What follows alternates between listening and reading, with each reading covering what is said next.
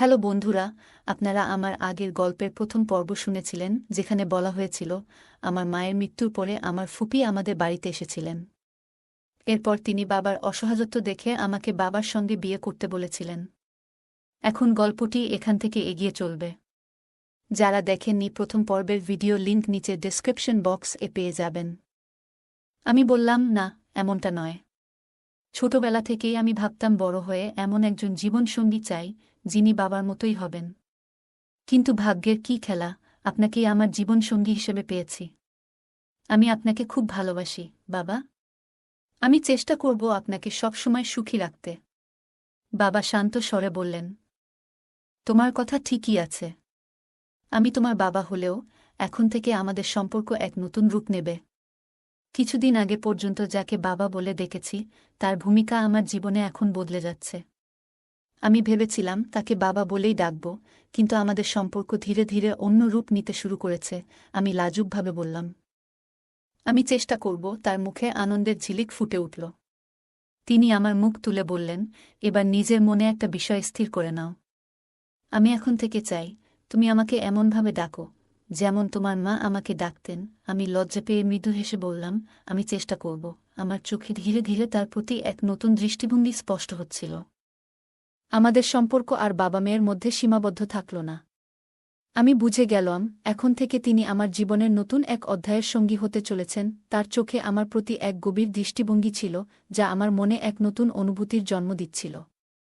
আমি নিজের লজ্জা লুকাতে ব্যস্ত হয়ে পড়লাম, কিন্তু ভেতরে ভেতরে এক অদ্ভুত উত্তেজনা অনুভব করছিলাম। যখনই আমাদের চোখে চোখ পড়ত, আমি লাজুকভাবে চোখ সরিয়ে নিতাম। কিন্তু কিছু সময় পরে আবার তার দিকে তাকিয়ে দেখতাম, তিনি মৃদু হাসছেন।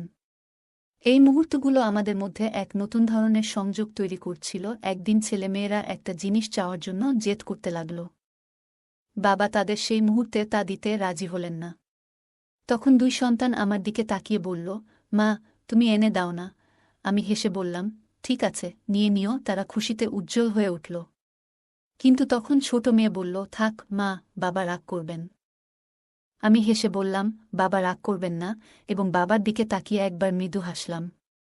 বাবা কিছু বললেন না, শুধু হাসলেন। আমাদের সম্পর্কের মিষ্টি মুহূর্তগুলো এইভাবে এগিয়ে চলছিল। পরে আমরা একটি আইসক্রিম কাউন্টারে গিয়েছিলাম। বাবা সবার জন্য আইসক্রিম আনলেন এবং আমাকে নিজ হাতে আইসক্রিম খাওয়াতে শুরু করলেন। আমি লজ্জায় একটু হেসে বললাম, এটা বেশ ভালো লাগছে। বাবা মজা করে বললেন, তোমাদের মেয়েদের তো ক্রিমি আইসক্রিমই বেশি পছন্দ। এবার থেকে তোমাকে প্রতিদিন ভালো মানের ব্ল্যাক চকোবার আইসক্রিম খাওয়াবো। বাবার কথার অর্থ বুঝতে পেরে আমি একটু লজ্জা পেলাম। তার চোখে মিষ্টি হাসি দেখে আমি বুঝতে পারলাম, আমাদের মধ্যে এক নতুন ধরনের সম্পর্ক তৈরি হয়েছে। আমরা সেদিন অনেকক্ষণ ঘুরলাম এবং রাতে খাবার প্যাক করিয়ে বাড়ি ফিরলাম। বাড়িতে আমি খাবার গুছিয়ে সবাইকে ডাকলাম। বাবা বললেন, নিশি, তুমি এসো, একসঙ্গে খাই। আমি হেসে বললাম, আপনারা খান, আমি পরে খাবো। বাবা জোর দিয়ে বললেন, না, তুমি আমার সঙ্গে বসে খাবে। আমি খাওয়ার টেবিলে খাবার দিতে গিয়ে সামান্য ঝুঁকলাম, তখন আমার শাড়ির আঁচল একটু সরে গেল। আমি তাড়াতাড়ি ঠিক করে নিলাম। বাবা মৃদু হেসে বললেন, তুমি আসলেই সবকিছু এত যত্ন নিয়ে করো। সেদিন যখন বাবাকে দেখলাম, তিনি আমার দিকে একদৃষ্টে তাকিয়ে আছেন। আমি লজ্জায় লাল হয়ে গেলাম। তার চোখ আমার চোখের সঙ্গে মিলতেই আমি মৃদু হেসে নিজের শাড়ির আঁচল ঠিক করে নিলাম। বাবা আমাকে পাশে বসতে বললেন, আর আমি কেন জানি না, না করতে পারলাম না। আমরা একসঙ্গে একই প্লেটে খেতে শুরু করলাম। এমন সময় বাবা চুপিসারে আমার হাতে খাবার দিলেন, আর আমিও তাকে খাইয়ে দিলাম। এই মুহূর্তগুলো যেন এক অদ্ভুত রোমান্টিক অনুভূতিতে ভরা ছিল। দুই সন্তান খুব ক্লান্ত ছিল এবং ঘুমে ঢুলছিল। আমি বললাম, আমি ওদের ঘুম পাড়িয়ে দিচ্ছি। তাদের শুইয়ে দিয়ে এসে দেখি বাবা এখনো বসে আছেন। আমি বললাম, আপনি একটু বিশ্রাম নিয়ে নিন। বাবা ঘরে চলে গেলেন, আর আমি রান্নাঘরে বাকি কাজ শেষ করতে ব্যস্ত হয়ে পড়লাম। রাত হয়ে গেল, বাবা ঘুমাননি। আমি বুঝতে পারছিলাম তিনি বারবার আমার কাছে আসার চেষ্টা করছেন। আমি ভাবলাম, বাবাকে এক কাপ দুধ দিয়ে আসি। কিন্তু ঘরে গিয়ে বলবো নাকি এখান থেকেই জিজ্ঞেস করব, এই নিয়ে দ্বিধায় পড়ে গেলাম। অবশেষে বাইরে থেকেই ডেকে বললাম, শুনছেন? রিঙ্কির বাবা, আপনার জন্য কি গরম এক কাপ দুধ দেব? সেদিন অজান্তে প্রথমবার আমি তাকে রিঙ্কির বাবা না ডেকে শুনছেন বলে ডাকলাম, যেভাবে মা বাবাকে ডাকতেন। সেদিন যখন আমি বাবাকে ডাকলাম তখন অজান্তে এমন কিছু বলে ফেলেছিলাম যা আমাকে লজ্জায় ডুবিয়ে দিল। আসলে আমি তাকে প্রথমবার স্বামী হিসেবে সম্বোধন করেছিলাম। নিজেই নিজের কথায় লজ্জিত হয়ে পড়েছিলাম। বাবা ভেতর থেকে মজা করে বললেন, প্রিয়াজি, কি জানতে চাইছেন? তার এমন কথা শুনে আমার লজ্জার দ্বিগুণ হয়ে গেল। কিছু বলতে পারলাম না। তখনই তিনি বাইরে এলেন। তার মুখে এক মিষ্টি হাসি ছিল। তাকে সামনে দেখে আমার হৃদস্পন্দন যেন দ্রুত হতে লাগল। আমি ঘাবড়ে গিয়ে এদিক ওদিক তাকিয়ে কোনোভাবে বললাম, ওই, আমি দুধ দিতে এসেছি। তিনি মুচকি হেসে আমার কানে ফিসফিস করে বললেন, প্রিয়াজি, আপনার আদেশ আমাদের মাথায়। আমরা তো আপনার সেবক। তার এমন মজার কথা শুনে আমি লজ্জায় রাঙা হয়ে গেলাম। কিছু বলতে না পেরে তাড়াতাড়ি সরে এলাম। কিন্তু তার সেই কথাগুলো বারবার মনে পড়ছিল, আর আমি লজ্জায় আর আনন্দে মুচকি হাসছিলাম। আমি রান্নাঘরে গিয়ে এক গ্লাস দুধ গরম করে তাকে দিলাম। তিনি বললেন, মনে হচ্ছে তুমি এতে চিনি দাওনি। আমি বললাম, না, দিয়েছি তো। তিনি গ্লাসটা আমার দিকে বাড়িয়ে বললেন, তাহলে নিজেই একবার চেখে দেখো। আমি একটু চেখে দেখে বললাম, চিনি তো ঠিকই আছে। তখন তিনি মুচকি হেসে বললেন, তোমার খাওয়ার পরেই এটা মিষ্টি হয়ে গেছে। তার এমন মজার কথা শুনে আমি এত লজ্জা পেলাম যে তাড়াতাড়ি নিজের ঘরে চলে এলাম। তার কথা মনে পড়তেই আবার মুচকি হাসি ফুটে উঠল। বাবা এতটা মজার হতে পারেন, তা আগে কখনো কল্পনা করিনি। ঠিক তখনই ফুপির ফোন এলো। আমি ফোন তুলে গল্প করতে লাগলাম।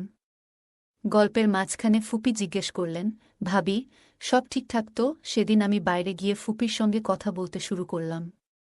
তিনি আমাকে জিজ্ঞেস করলেন, ভাবি, রিঙ্কি তো বেশ জেদ ধরেছিল, কোথায় নিয়ে গেলেন? আমি বললাম, হ্যাঁ ফুপি, বাচ্চারা অনেকদিন ধরে বাড়িতে ছিল, তাই একটু বাইরে আয়েস করতে নিয়ে গেলাম। ফুপি মুচকি হেসে বললেন, ভাবি, আমার ভাই আর আপনার মধ্যে কি কোনো নতুন সম্পর্ক তৈরি হলো? আমি একটু লজ্জা পেয়ে বললাম, এখনো নয়, তবে হয়ে যাবে। আমি জানতাম ফুপি কোনো সম্পর্কের কথা বলছেন। আমি বললাম, দিদি, নতুন সম্পর্ক ঠিকভাবে তৈরি করতে হলে পুরনো সম্পর্কগুলো ভুলতে হবে। সেটা আমাদের সবার জন্যই ভালো। ফুপি সায় দিয়ে বললেন, ঠিকই বলেছ ভাবি, তবে মনে হচ্ছে তোমরা দুজন মিলে ভালোই সময় কাটিয়েছ। আমি মৃদু হেসে বললাম, আপনি কি বলছেন ফুপি? তারপর ফুপি বললেন, আমাকে ফুপি না বলে দিদি বলে ডাকো। ঠিক আছে দিদি, এখন থেকে ডাকব। আমি বললাম। তখন দিদি আমাকে ঠাট্টা করে বললেন, ভাবি, আমার ভাই কি তোমার হাত ধরেছেন? আমি হেসে বললাম, উফ দিদি, আপনি কেমন কথা বলছেন? দিদি বললেন, তাহলে তুমি কিভাবে বুঝলে যে তিনি পুরনো সম্পর্ক ভুলে গেছেন? আমি বললাম, তেমন কিছু নয় দিদি। আমরা যখন বাইরে আইসক্রিম খেতে গিয়েছিলাম তখন উনি বলছিলেন, তোমাকে রোজ আইসক্রিম খাওয়াবো, আর সেটা শুনে আমি বুঝে গিয়েছিলাম যে তিনি কোনো আইসক্রিমের কথা বলছেন। দিদি মজা করে বললেন, আহা ভাবি, সেটা তো আসল আইসক্রিম, চোকোবার, খুবই মজার জিনিস। এই কথা শুনে আমি লজ্জায় রাঙা হয়ে গেলাম এবং নিজের ঘরে ফিরে এলাম। বিছানায় শুয়ে তখনও ফুপি কথাগুলো কানে বাজছিল। আমি মনে মনে ভাবছিলাম, পাপা আমাকে সত্যি সত্যি চোকোবার খাওয়াবেন? তারপর নিজেই উত্তর দিলাম, কেন নয়? নিজের স্ত্রীকে না খাইয়ে আর কাকে খাওয়াবেন? আমি শুয়ে শুয়ে ভাবতে লাগলাম, দিদি কি পাপার সঙ্গে আমাদের সম্পর্কের কথা বলেছিলেন? পাপার আজকের আচরণ দেখে মনে হচ্ছে তিনি নিশ্চয়ই কিছু আলোচনা করেছেন। এত ভাবনার মাঝেও একটা প্রশ্ন আমাকে তাড়া করছিল, পাপা কি সত্যি আমাকে তার স্ত্রী হিসেবে ভাবতে শুরু করেছেন? সকালবেলা আমি বসে বসে ভাবছিলাম, পাপা কি সত্যিই আমাকে তাদের সন্তানদের মা হিসেবে দেখতে চান? কিছুক্ষণ চিন্তাভাবনার পর নিজেই উত্তর পেয়ে গেলাম, যদি সেটা না চাইতেন তবে কেন বলতেন আমাকে পাপা বলে ডেকো না? আমি তোমার বাবা নই, আমি তোমার সন্তানের বাবা। এটা পরিষ্কার ছিল যে তিনি আমাকে সন্তানদের মা হিসেবে দেখতে চান। পরের দিন সকালে বাচ্চারা স্কুলের জন্য তৈরি হয়ে বেরিয়ে পড়ল। পাপা তখনও ঘুমাচ্ছিলেন।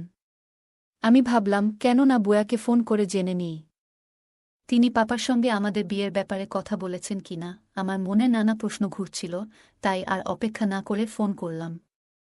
আমি বললাম, দিদি নমস্কার। বুয়া হাসতে হাসতে বললেন, কি ভাবি, আবার বুয়া? ঠিক করে বলো। আমি একটু লজ্জা পেয়ে বললাম, সরি দিদি। দিদি বললেন, বলতো, এত সকালে আমাকে কি মনে পড়ল?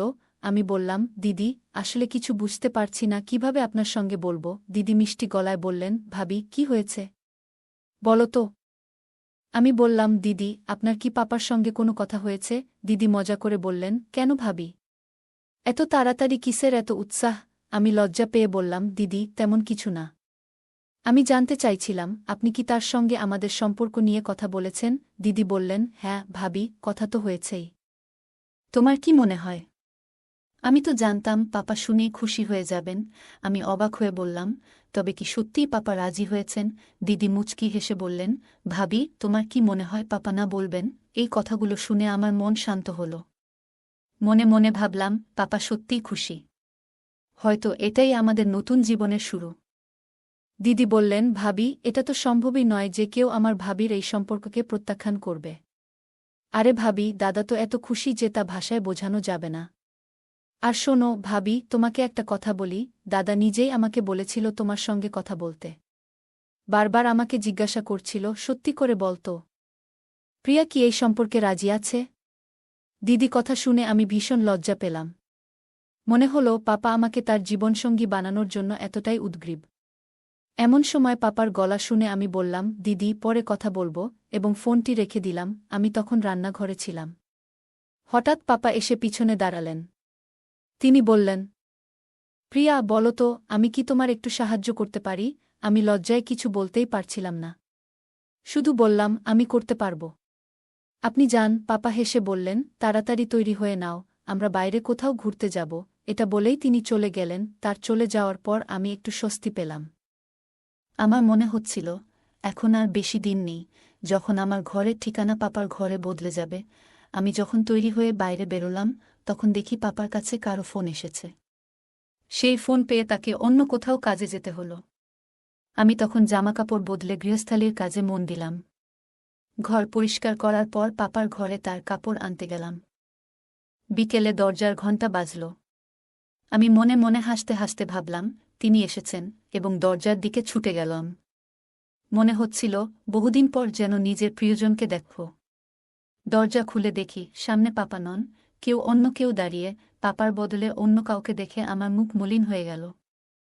আমি জিজ্ঞেস করলাম, জি, আপনি কাকে খুঁজছেন? সামনের লোকটি বলল, ম্যাডাম, কুরিয়ার আছে। এটি এই নামে পাঠানো একটি চিঠি। আমি বললাম, উনি তো এখন বাড়িতে নেই। ছেলেটি বলল, আপনি কে? আমি হেসে বললাম, আমি উনার স্ত্রী। এটা বলতে গিয়ে আমার মনে একটু অন্যরকম আনন্দ হচ্ছিল। জীবনে প্রথমবার কাউকে বললাম যে আমি পাপার স্ত্রী। কিছুক্ষণ পর পাপা বাড়ি ফিরলেন। হয়তো কোনো জরুরি কাজ ছিল যে কারণে দেরি হয়ে গেল। উনি ফিরে এসে সোজা নিজের ঘরে গিয়ে ফ্রেশ হতে লাগলেন। এই ফাঁকে আমি খাবার টেবিলে সব প্রস্তুত করলাম। সব রেডি করার পর পাপাকে বাইরে থেকে ডাক দিলাম, শোনো রিঙ্কির বাবা, খাবার রেডি। একদিনের মধ্যেই আমি যেন মায়ের মতো কথা বলতে শিখে গেছি। এখন আমার আর মায়ের মধ্যে খুব বেশি পার্থক্য নেই। আমি ভাবছিলাম, যা কিছু আগে মায়ের ছিল, এখন সবই যেন আমার হয়ে গেছে। এই বাড়ির প্রতিটি জিনিস, বাচ্চারা, শোবার ঘর, এমনকি মায়ের জীবনসঙ্গীও। যে হৃদয়ে এতদিন মা বাস করতেন, এখন সেখানে আমি স্থান পেয়েছি। এমনকি বলা যায়, আমি সেখানে পুরোপুরি জায়গা করে নিয়েছি। বাচ্চারা ও পাপা সবাই ডাইনিং টেবিলে চলে আসার পর পাপা মজা করে বললেন, কি খবর আমাদের নতুন সরকার? পাপার এমন কথা শুনে আমি লজ্জায় পড়ে গেলাম। আস্তে করে বললাম, এই কি যে বলেন? পাপা হাসতে হাসতে বললেন, তাহলে আর কে হবে রিঙ্কির মা? এখন তুমিই তো সেই দায়িত্ব পালন করবে ম্যাডাম। আমি হেসে বললাম, হ্যাঁ হ্যাঁ, করতে হবে তো। তারপর আমি কিচেনে খাবার আনতে গেলাম। আজকাল মনে হয় বাচ্চারা যেন আমারই সন্তান। তারা এমনভাবে আমার সাথে মিশে গেছে যেন আমি তাদের মা, বোন নয়। খাওয়া শেষে বাচ্চারা ঘরে চলে গেলে পাপা ঘরে যাচ্ছিলেন। আমি তাকে থামিয়ে বললাম, শুনুন তো। খামটা তার হাতে দিয়ে জানালাম, এটা সন্ধ্যায় কুরিয়ার থেকে এসেছে। পাপা বললেন, আমি বলেছিলাম বাড়িতে নেই, তাই স্ত্রীর হাতে দিয়ে যাও। স্ত্রী কি শব্দে আমি লজ্জায় লাল হয়ে কিচেনে চলে গেলাম।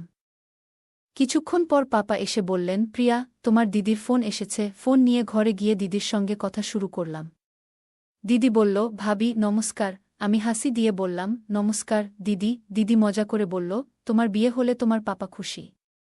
তিনি বললেন, নতুন ভাবির রান্না আর যত্নদারি দারুণ হবে। এই কথায় আমি হেসে ফেললাম। দিদি জানালো, তার বাচ্চারা জানে তাদের নতুন মা আমি। দিদির বয়স ৩-২, তার ২টি সন্তান রয়েছে। বাচ্চারা আমাদের মতোই। আমাদের ছাড়া তাদের তেমন কোনো অন্য আত্মীয় নেই। আমরা তাদের জন্য সবকিছু, আর তারা আমাদের জন্য, কারণ আমাদের সম্পর্ক নিয়ে কারো সন্দেহ করার সুযোগ নেই। কেউই আমাদের আসল সম্পর্কের কথা জানে না। দিদির সঙ্গে কথা বলে আমার খুব ভালো লাগছিল, এক ধরনের ঘনিষ্ঠতার অনুভূতি হচ্ছিল। তখনই দিদি জিজ্ঞেস করল, তুমি এখন রাতবেলা কি করছ? আমি হেসে বললাম, আমি বাসন মাজছি। এ কথা শুনে দিদি একটু রাগ করে বলল, তুমি এসব কেন করছ? তার রাগ দেখে আমি কিছুটা অবাক ও খারাপ বোধ করলাম। আমি উত্তর দিলাম, দিদি, এ তো আমার রুটিন কাজ। দিদি বলল, ভাবি, এটা ঠিক আছে, কিন্তু শোনো, তোমার তো বিয়ে হতে চলেছে। এ সময় নিজেকে একটু সুন্দরভাবে রাখাটা জরুরি। জানো, যখন একজন নারী রাতে সাজগোজ করে নিজের স্বামীর সামনে যায়, তখন তা তাদের ভালো লাগে। এ কথা শুনে আমি লজ্জায় মাটিতে মিশে যেতে চাইছিলাম। ধীরে ধীরে বললাম, দিদি, তুমি এ কী বলছ? দিদি হাসতে হাসতে বলল, ঠিকই বলছি। এখন থেকে নিজেকে সবসময় প্রস্তুত রাখবে। জানো ভাবি, পুরুষদের নিয়ন্ত্রণে রাখতে হলে তাদের প্রতি তোমার যত্ন এবং আকর্ষণ ধরে রাখা খুব জরুরি। আমি মাথা নেড়ে বললাম, ঠিক আছে দিদি, আমি খেয়াল রাখব। তারপর দিদি বলল, ভাবি, আরেকটা জরুরি কথা। আমি পণ্ডিতজির সঙ্গে তোমার এবং ভাইয়ার বিয়ের বিষয়ে কথা বলেছি। তিনি জানিয়েছেন, আজ থেকে 15 দিন পর তোমাদের বিয়ে ঠিক করা হয়েছে। দিদি বলছিলেন, ভাবি, পণ্ডিতজি বলেছেন যে এই দিনটা খুবই শুভ। আর তিনি আরও বললেন যে তোমার আর ভাইয়ার জুটি খুবই ভালো। তোমাদের সম্পর্ক বহু জন্মের জন্য স্থায়ী হবে। দিদির কথা শুনে আমার মনে একটা অন্যরকম আনন্দ হল। ভাবছিলাম, এটা কি কেবল কাকতালীয়, নাকি আসলেই আমাদের সম্পর্ক এতটা গভীর এবং সুন্দর? দিদি তখন আমাকে বললেন, পাপাকে ফোন দাও। আমি ডেকে বললাম, শোনো, এই ফোনটা ধরো। পূজা মজা করে বলল, ভাবি, তুমি কি এখন থেকেই ভাইয়াকে এইভাবে ডাকার অভ্যাস তৈরি করছ?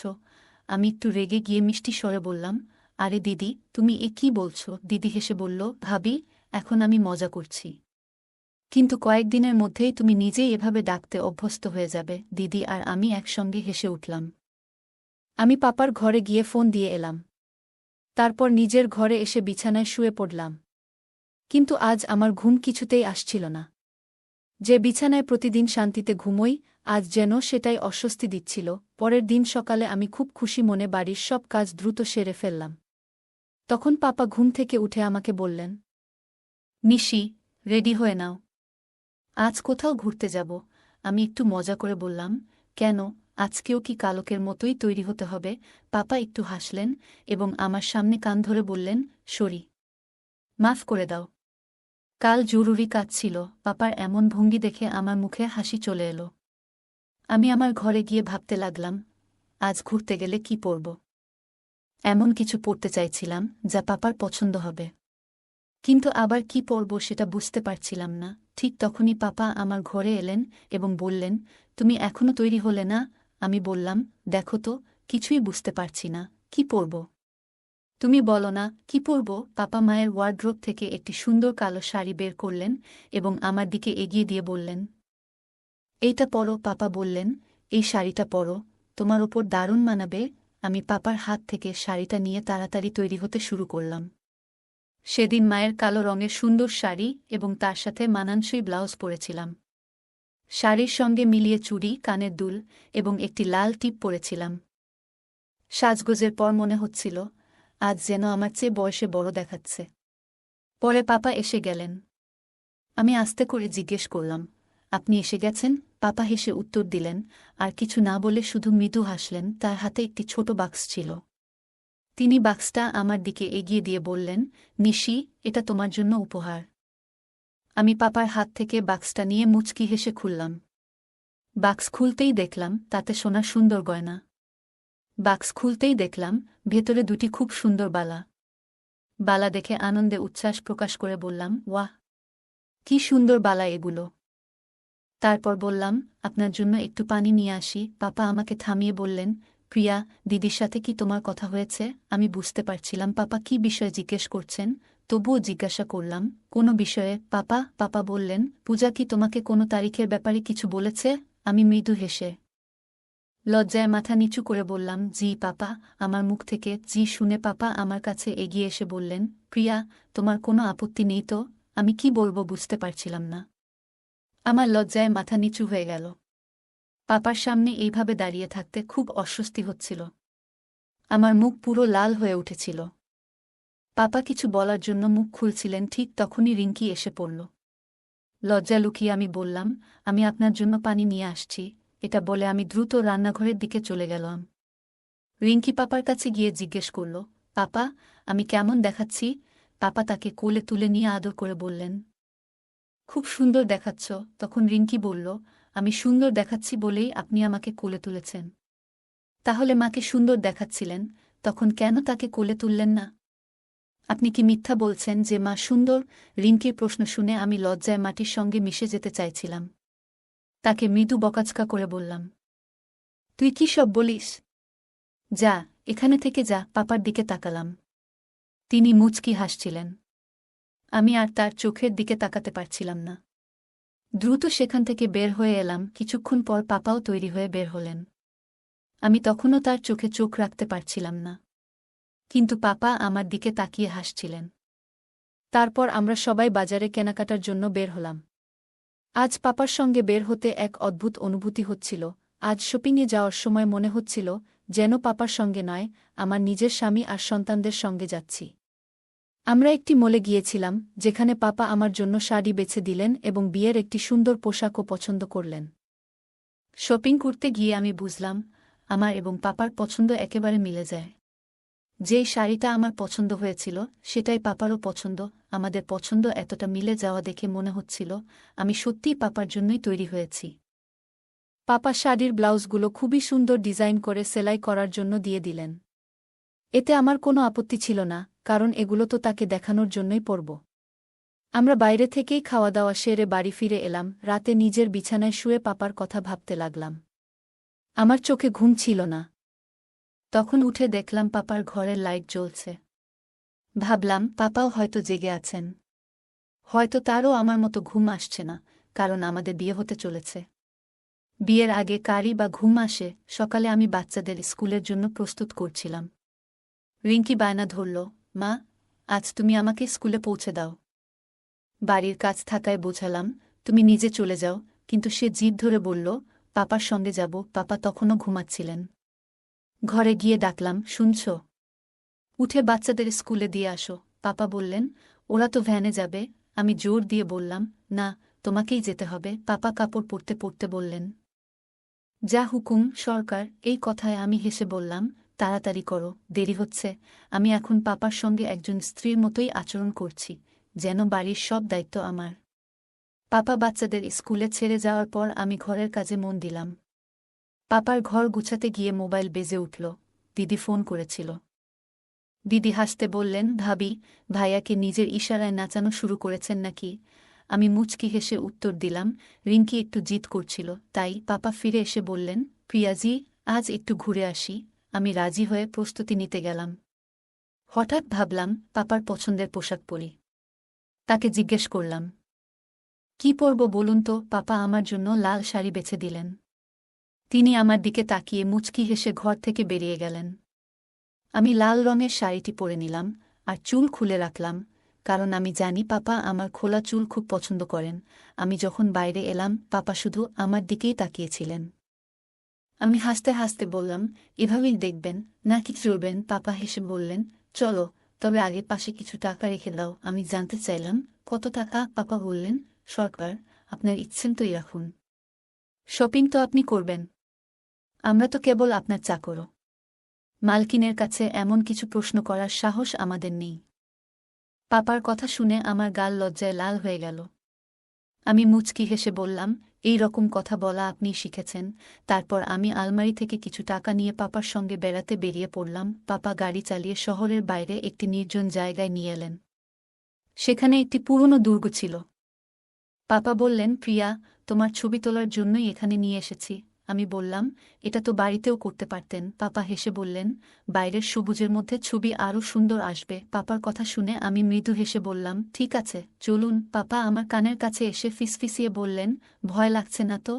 আমি মুচকি হেসে বললাম, আপনি যখন পাশে আছেন তখন আর ভয় কিসের? পাপা বললেন, যে কেউ তোমার প্রেমে পড়তে পারে। আমি নিজেকে খুব ভাগ্যবান মনে করি যে তুমি আমাকে পেয়েছ। পাপার এই কথা শুনে আমি লজ্জায় চোখ নামিয়ে বললাম, কত মিথ্যে কথা বলেন আপনি।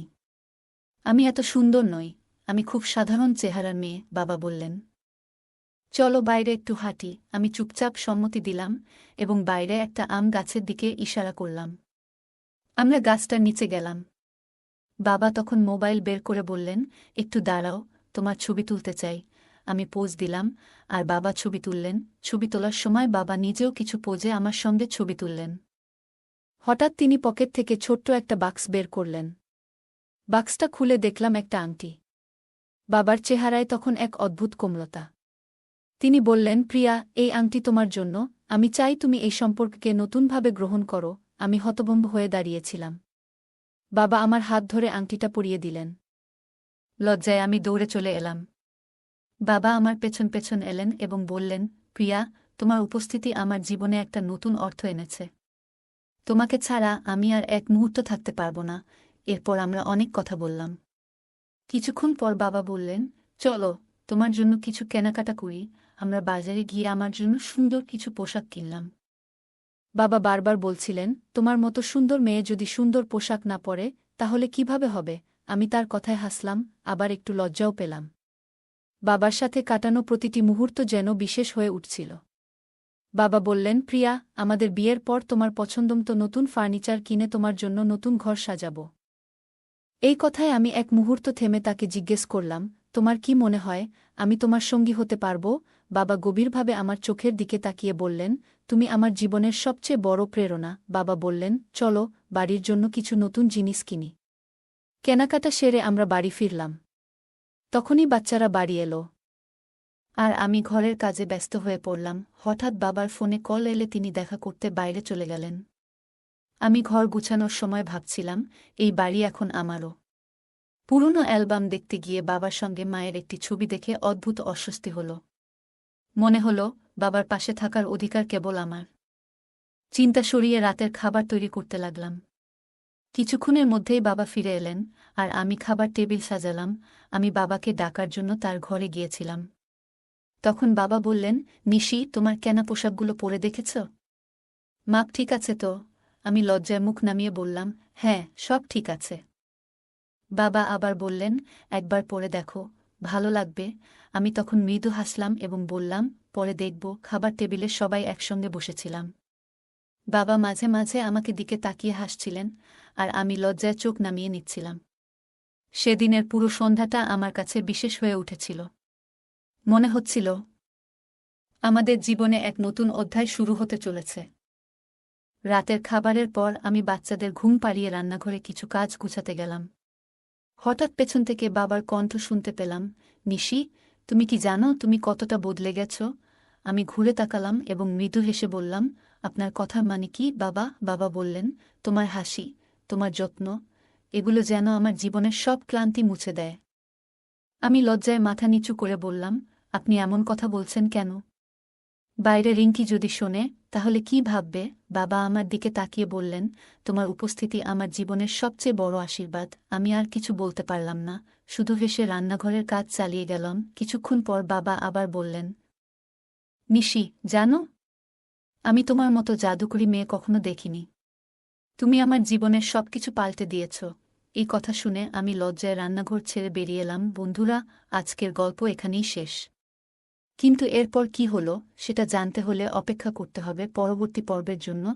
যদি আপনারা বেশি করে কমেন্ট করেন যে পরের পর্ব চাই, তাহলে দ্রুতই আপলোড করে দেব। আমাদের চ্যানেলে আরও অনেক সুন্দর গল্প আপলোড করা আছে, সেগুলো দেখে আসতে পারেন। আর অন্য কোনো বিশেষ গল্প শুনতে চাইলে অবশ্যই কমেন্টে জানাবেন। আপনাদের মতামত আমাদের কাছে অনেক মূল্যবান। গল্পগুলো ভালো লাগলে আমাদের চ্যানেলটি সাবস্ক্রাইব করুন এবং গল্পটি শেয়ার করতে ভুলবেন না। ধন্যবাদ।